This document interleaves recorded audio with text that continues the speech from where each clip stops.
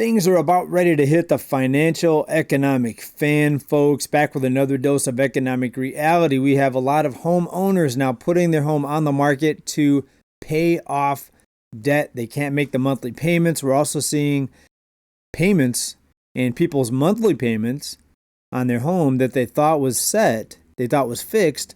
Surprisingly, their payments are going higher. We're going to tell you why and what's happening. And you probably know that what's happening with housing and where housing goes, the rest of the economy ultimately goes with it. So we're going to get into that later in this report. But let's go ahead and get started right here with a couple items here on the board. And this is how they put it over at the Journal. U.S. leading indicators show economic clouds gathering. Now, some of you are probably yawning right now. You're yawning. You're saying, JJ, we've been hearing this for years. Clouds have been gathering for years. We've been hearing the warnings. We've been hearing that the indicators are flashing red, right? Warning signs, alarm bells going off. All right, people out there like Jeff Bezos, Jamie Dimon from Chase, CEO, JP Morgan, telling us that everything's about ready to hit the fan, but it never happens. Why is that? Well, I think that's because people are waiting for a financial collapse. They're waiting for something big or massive to break, and they're waiting for the whole market to come down, folks. That's not going to happen. Anything's possible, but the greater likelihood is that we're going to continue to see more inflation, which is actually not good. A crash would actually be much better. That would give people the opportunity to buy. Yes, there would be some fallout, some pain. People would lose their jobs, and it would happen suddenly, and it would be more shocking.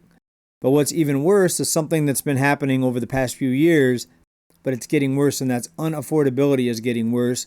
There's a couple bright spots. We're going to talk about that. Falling rents. And now the housing market seems to be shifting. But will it be fast enough for the people that are barely hanging on right now? Will that shift or transition be fast enough to help people and to keep people from getting buried financially? Well, you're going to find out before this report is done. We're going to talk about that closer to the second half of this video. But what are they talking about? Storm clouds. Storm clouds are gathering. Well, people are getting further behind. Obviously, delinquencies are rising. It's happening very slowly. People that were behind on their loans, they now are getting their credit scores not just dinged, but tanked in some cases. 100+ point drops in people's credit scores. And that's taking a lot of people out of the housing market as buyers. And a lot of people can't even qualify for rents anymore because they look at your score and they look at your payment history and your credit to even see if you're going to be a qualified person to rent a property or to even rent an apartment.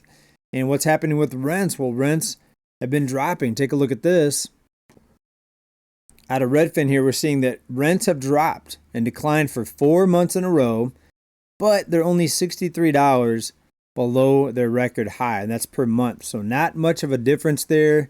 $60 a month, though, that could help somebody that's really living on a strict budget, right? A drop in $60 rent.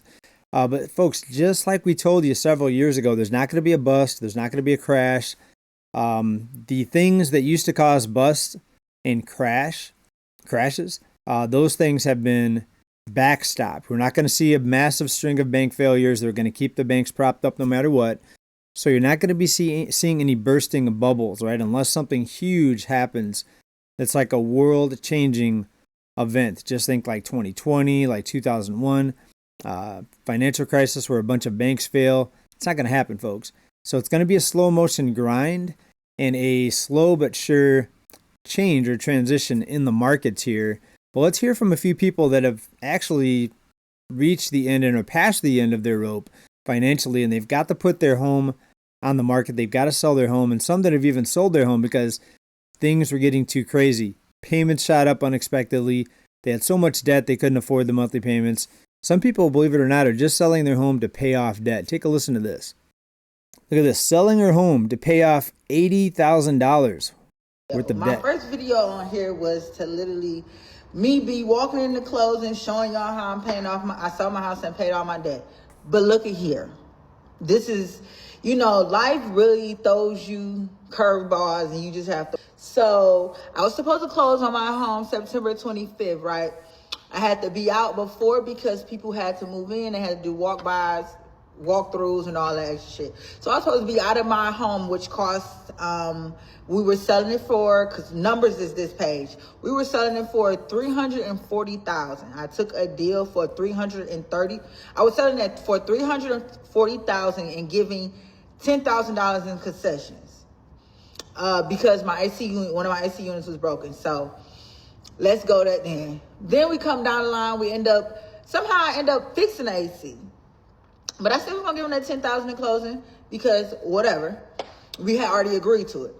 So come back, we took a deal for $337,500. All right, folks, it's about a 10-minute video. I'm not going to go through the whole thing. Bottom line is, sellers are having to offer more concessions to buyers. It's no longer multiple bids coming in.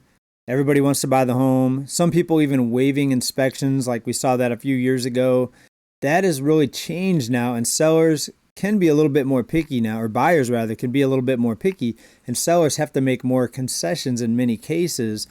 But look at the bigger picture here. She says she's selling her home to pay down, looks like a lot of debt. Is it student loan debt? We don't know exactly what the breakdown is, but we do know that things are shifting here. And let's go ahead and bring up a chart of inventory and how many people are selling their homes, and it might surprise a few of you what's happening with the housing market. And we've showed this chart here before, but it's recently updated. And just a couple weeks ago, it's updated. Let me bring it up here. And what do we have here? Recent update. As of June, 1,082,520 homes on the market right now, listed for sale. And if you go back, that's the highest since about November 2019. And we typically see every summer inventory goes up as more people put their homes on the market. Inventory then goes down starting in October because people are taking their homes off the market because it's not prime selling season because of the weather, the holidays, etc. But last time it started spiking up, March of 2024, we went all the way to November before things started dropping. So we're just now getting into prime selling season right now, July, August, and if inventory goes up this year like it did in last year, like it did 2024, we're going to see inventory keep going up until November. So by then, I'm thinking it's going to be the highest since we've seen way back here 2018, possibly even 2017 before the year is done. And if that happens, that means we'll be at an 8-year high inventory. And if you remember what happened in 2008, inventory first spiked. Sellers that had their homes for sale had to really start dropping their prices, and we're seeing lots of desperate sellers right now. Now, anything's possible.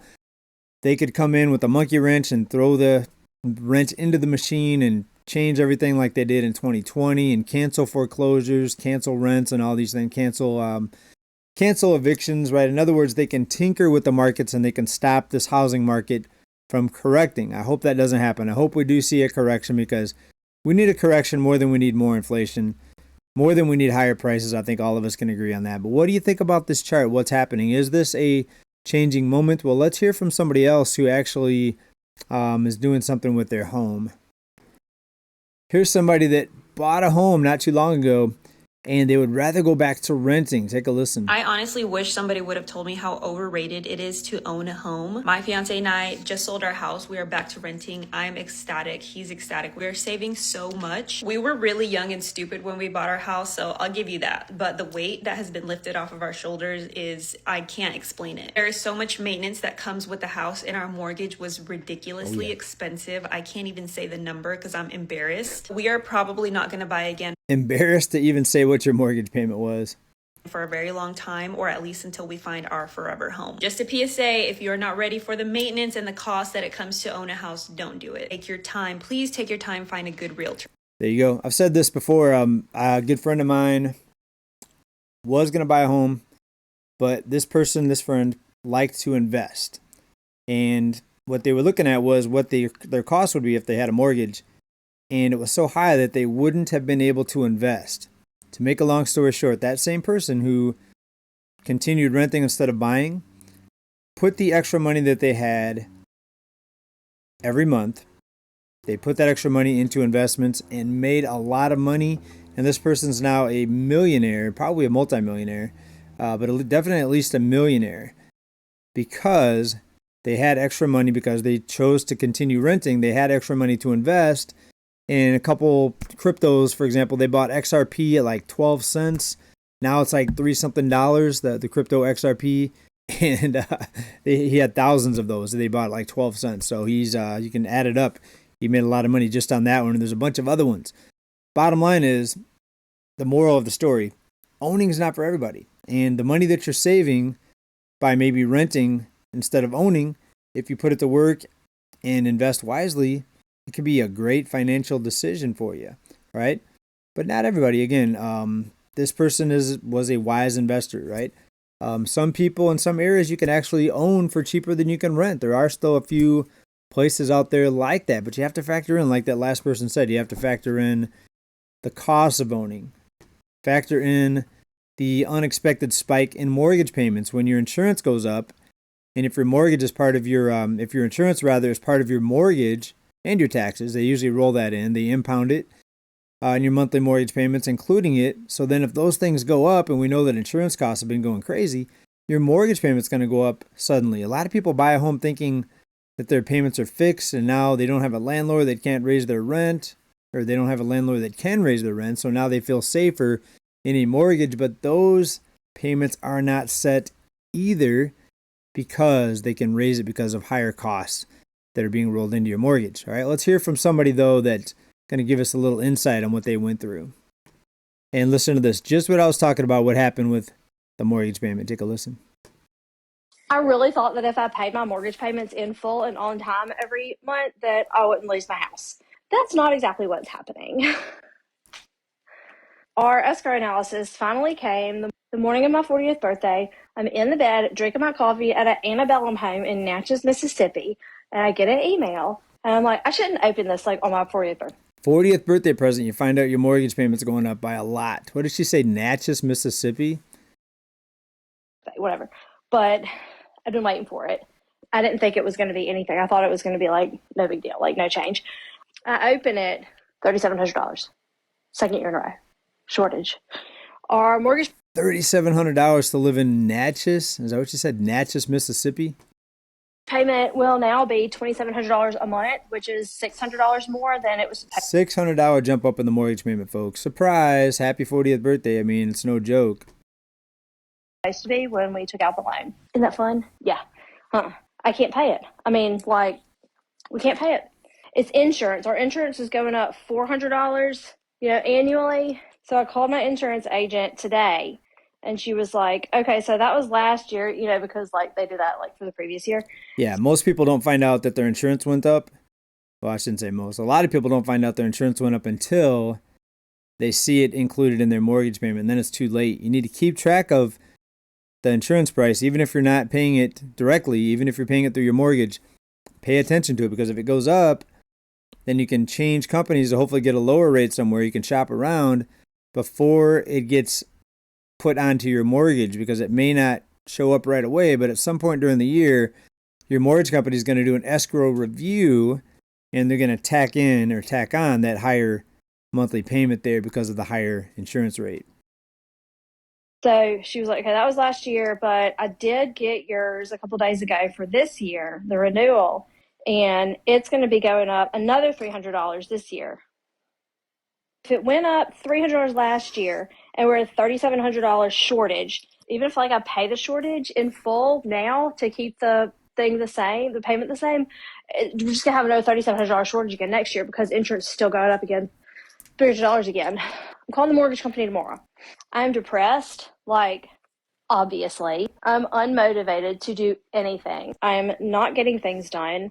I need to call a realtor to find out what needs to go on, because like June 1st is going to come, and like, listen to how this person's sounding, right? People are putting this out there on their social media accounts because probably they don't have much, maybe good friends to talk to, so they're putting it out there.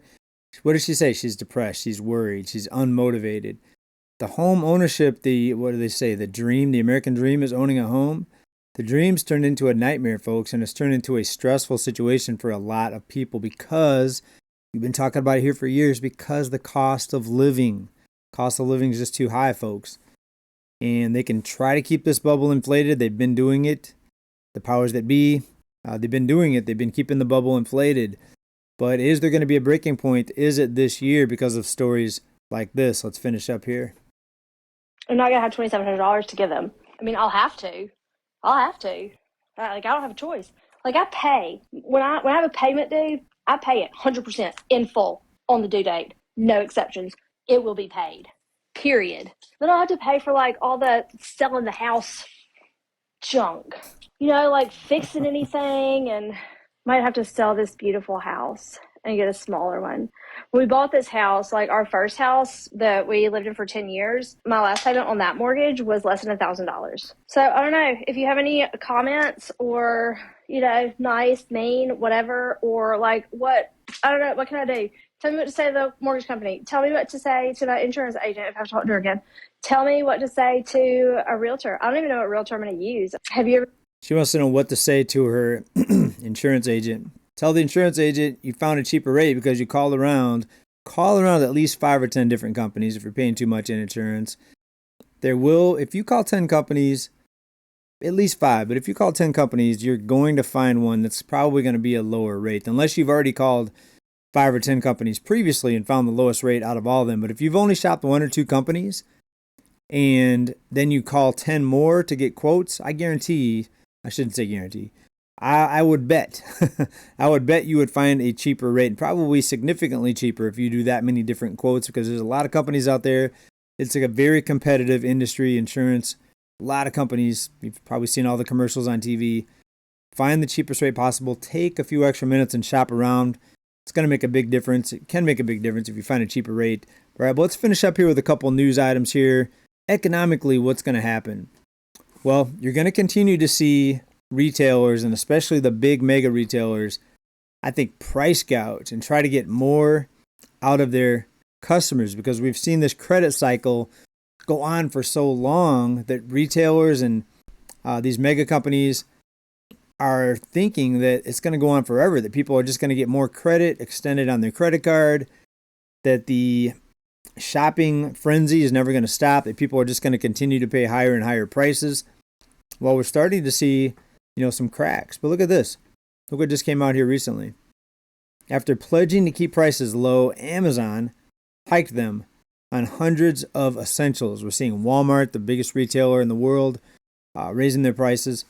Analysts found that increases in 1,200 low-cost goods, while competitors such as Walmart made them cheaper. So Amazon's going up when Walmart's coming down on some items. Now, not everything. Most people that I talk to and most items that I see in Walmart are actually going up in price compared to last year. Things are still higher and on the way up from what I can see.